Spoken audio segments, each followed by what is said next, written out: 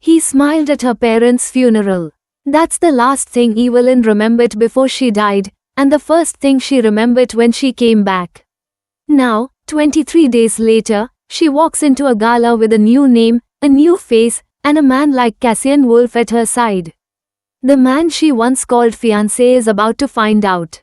Some ghosts don't haunt, they hunt. You are listening to Ashes of the Same Flames, chapters 4, 5, and 6 only on the Velvet Story. An original anime-style story, fully narrated and brought to life. Let the fire begin. Chapter 4, The Man She Once Called Fiancé. The past doesn't stay buried, it waits in the shape of familiar eyes. It had been 23 days since Evelyn Cross rose from a stranger's deathbed. 23 days of watching her reflection become a weapon. And 23 days since Ariana Vale's name had last been spoken out loud. But today, that ghost would meet the man who once claimed her hand in marriage. Nathan Sterling, her fiancé. Cassian stood beside her at the gala entrance, immaculate in black. He was a shadow among men, tailored ruthlessness. "You don't have to go in," he said, his voice low. "I do," she whispered. "He's the first crack in the glass." Cassian's eyes held hers for a long moment. "If you break, break quiet." "I won't break," she replied. "Not for Nathan. Not for the past." The Reed Foundation Gala, where power wore suits and sins wore perfume. Where the wolves smiled for cameras and whispered how to bleed a country. Evelyn walked beside Cassian like she belonged. He didn't introduce her, didn't label her, just kept her close, his hand grazing her lower back just enough to claim without explaining. Eyes followed. Whispers began. "Is that Cassian's new? That's not his type. Where have I seen her face?" But Evelyn didn't falter, because across the marble room, she saw him. Nathan Sterling. And time slowed. He hadn't changed. Same tall, calculated charm. The kind of man who wore trust like cologne, and no one noticed the blade beneath. He turned. He saw her. And in that moment, the dead girl breathed into the room. Nathan's glass slipped an inch. His smile faltered. Just barely. But Evelyn saw it. And she smiled. "Hello, Mr. Sterling," she said, stepping forward, voice silk over steel. Nathan didn't speak. His eyes searched her like a crime scene.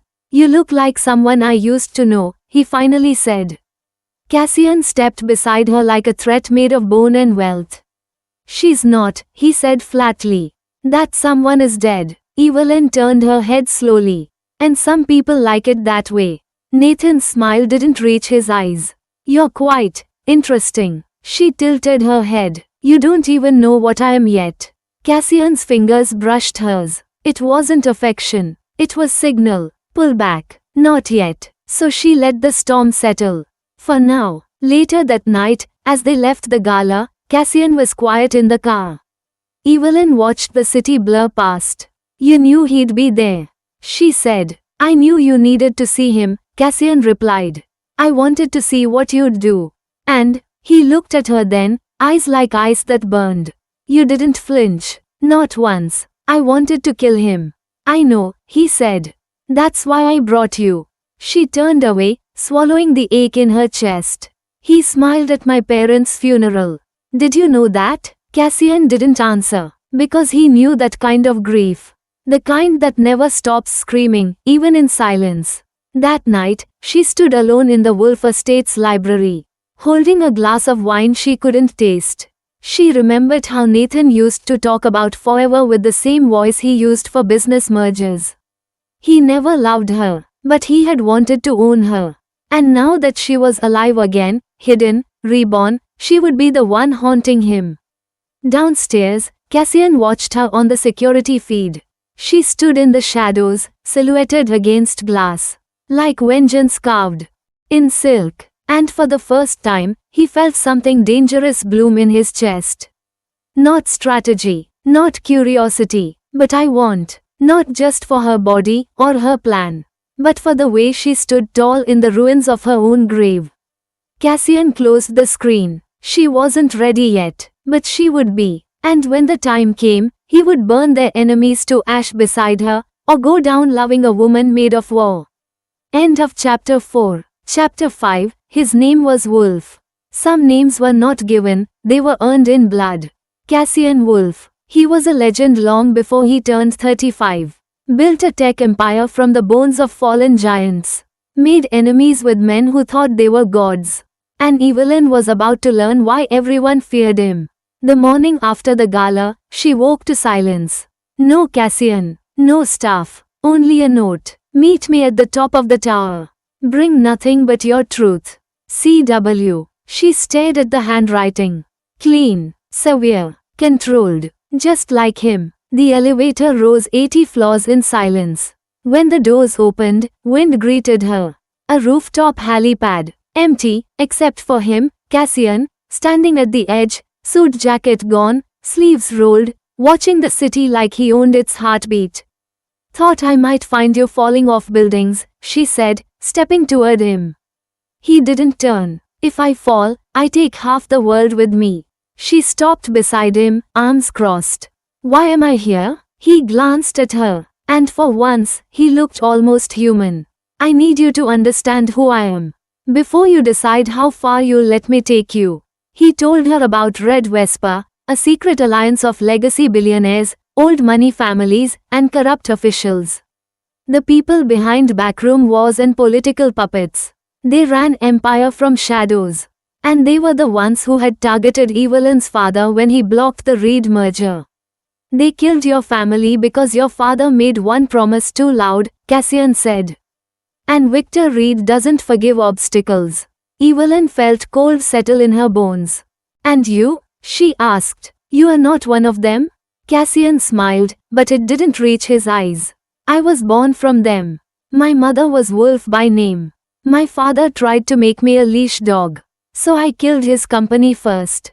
Her breath hitched. Stay with the story, because every chapter brings Evelyn closer to remembering who she really is. You are not just fighting them, she whispered.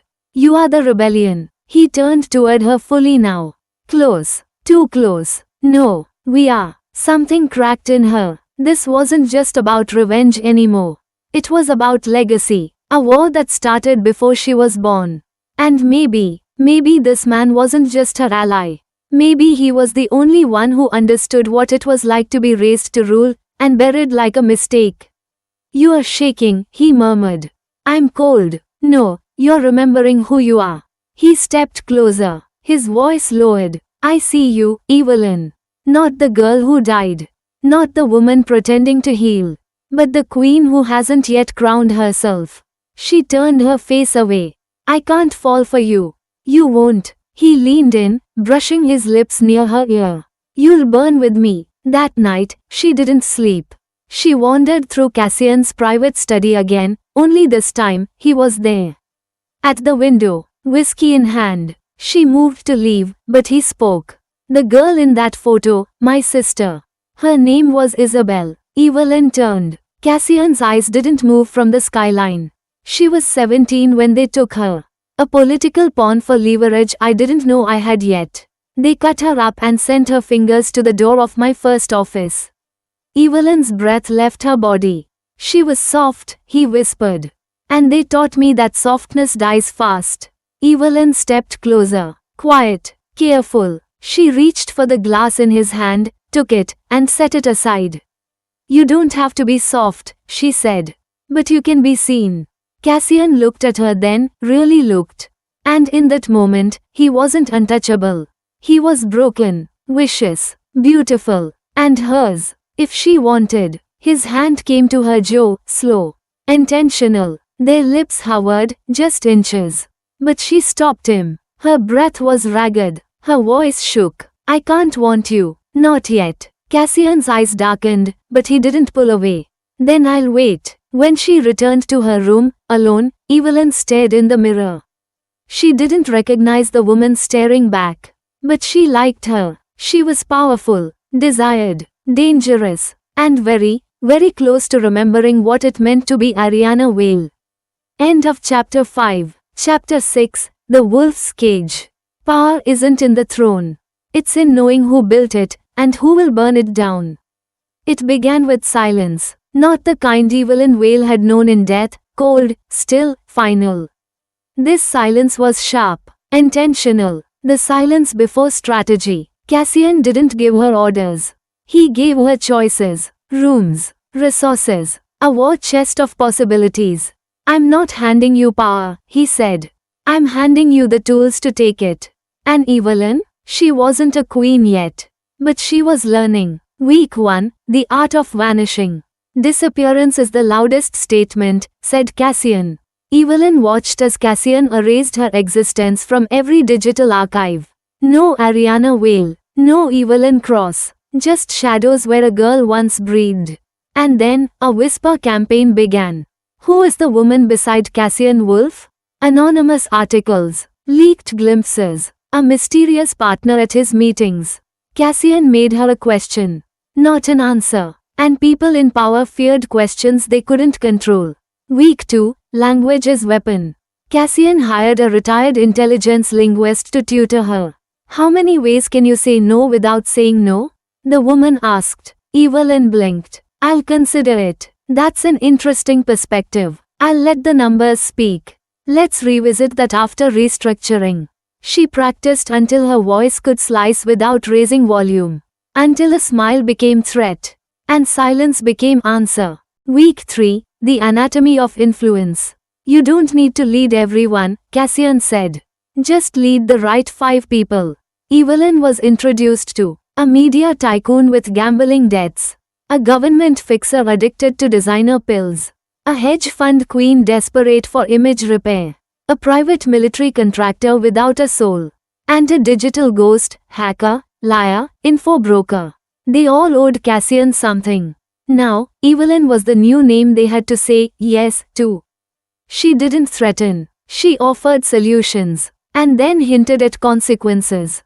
They learned fast. She wasn't ornamental. She was becoming inevitable. One night, midway through this rise, Evelyn stood on the balcony, looking over the Wolf Estate's grounds. Her reflection in the glass had changed. Not in body, but in posture, in poise, in presence. She no longer looked like a woman hiding behind grief. She looked like a storm waiting for permission to arrive. Cassian came out behind her, shirt sleeves rolled, holding a glass of dark liquor. He said nothing. She didn't turn. I'm not who I was, she whispered. Good, he replied. The silence between them stretched like a held breath. She glanced at him. His jaw, his eyes, that haunted sort of hunger he never admitted. Sometimes I wonder, she said, if you are training me to survive, or to become you.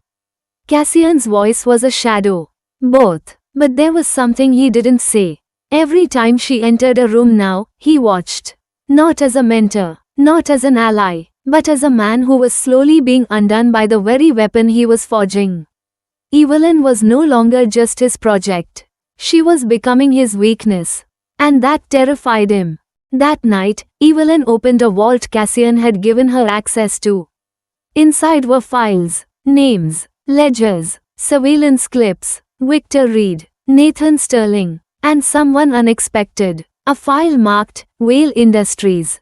Internal memo, classified, timestamp, 1 day before the car crash.